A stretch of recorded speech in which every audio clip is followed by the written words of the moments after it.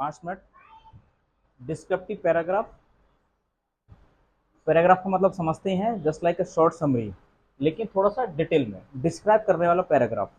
ठीक है, तो ये आपको मालूम हमारे एग्जाम में आते ही आता है, तो इसलिए आपको इसके बारे में पढ़ना है। तो कुछ बेसिक पॉइंट्स हैं, जब भी हम पैराग्राफ लिखते हैं किन बातों का ध्यान रखें, तो इसके बारे में पूरी जानकारी मैंने दी है। ठीक है, थोड़ी सी पॉइंट्स में पहला है, जब भी हम डिस्क्रिप्टिव पैराग्राफ लिखते हैं तो ये किसके बारे में होगा, या तो किसी व्यक्ति के बारे में, या किसी स्थान के बारे में, या किसी वस्तु के बारे में, या कुछ प्रोसेस होगा, या फिर उस प्रोसेस को बता रहे होंगे उसके बारे में। ठीक है, डिटेल अकाउंट होता है, ये पूरी डिटेल में जानकारी होती है। ठीक है, क्या होता है डिस्क्रिप्टिव पैराग्राफ, या तो किसी व्यक्ति के बारे में लिख रहे हैं, या किसी स्थान के बारे में, किसी वस्तु के बारे में, या फिर किसी प्रोसेसर के बारे में आप लिख रहे हैं, तो इसको बोला जाता है पैराग्राफ। और दूसरी चीज, ये शॉर्ट कंपोजिशन होता है, ऐसा नहीं कि ऐसे टाइप आप लिख रहे हैं 200 वर्ड्स में या 250 वर्ड्स में, नहीं। इसकी वर्ड लिमिट केवल कितनी होनी चाहिए, 100 टू 120 वर्ड्स, इन दोनों के बीच में होना चाहिए। 100 से नीचे ना जाए, 120 से ऊपर ना जाए।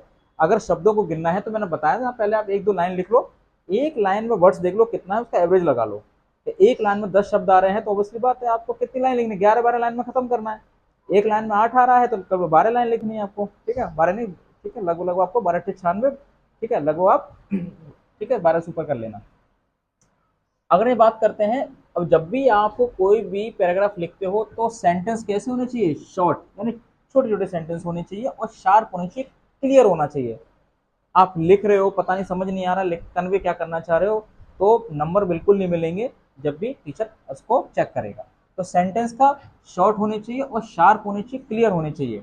उसके बाद प्रॉपर सीक्वेंस होना चाहिए पूरे इंसिडेंट का। कोई भी घटना का वर्णन कर रहे हो, किसी व्यक्ति के बारे में लिख रहे हो, जैसे व्यक्ति के बारे में लिख रहे हो, सबसे पहले उसका बर्थ के बारे में लिखा, उसकी एजुकेशन लिखी, फिर उसके अचीवमेंट्स लिखी, है ना। ऐसा थोड़ा ना पहले अचीवमेंट लिख दी, ठीक है, किस व्यक्ति के स्ट्रगल लिखा, फिर उसके ठीक है चाइल्डहुड के बारे में वर्णन कर रहे हो आप। ऐसे नहीं होना चाहिए, एक प्रॉपर सीक्वेंस होना चाहिए, पहले क्या होना चाहिए, इसके बाद क्या घटना घटेगी, उसके बाद क्या हुआ होगा।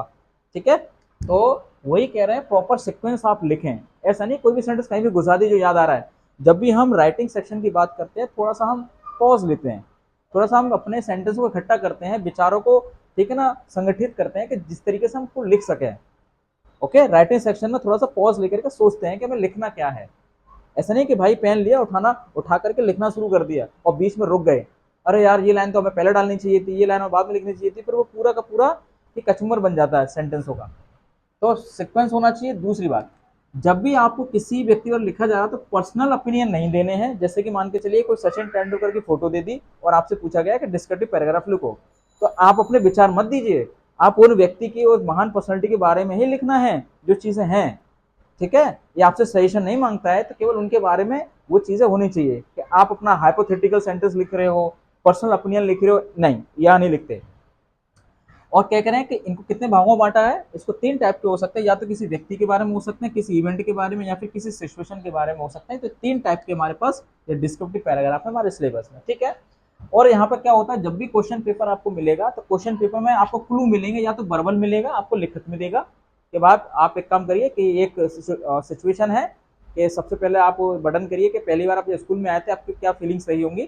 ठीक है, उसको बताइए, जैसे डायरी राइटिंग में आ जाता है वैसे ही आप यहाँ लिख सकते हो।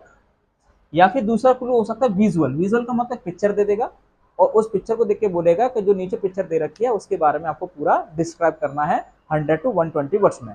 तो 2 तरह के क्लू हो सकते हैं, या तो लिख के दे देगा या फिर फोटो आपको दे देगा इमेज वगैरह।